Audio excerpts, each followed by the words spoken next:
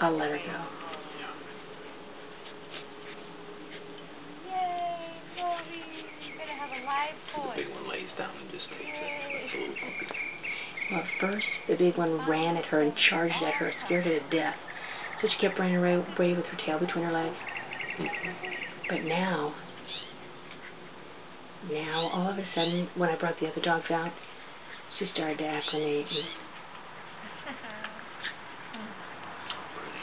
That's good. You know what? She's the home. What do you think? Yeah. Zazie will be They're going to play for hours. Yeah. You did the right thing. This is why you did the right thing. It's the way it was meant to be.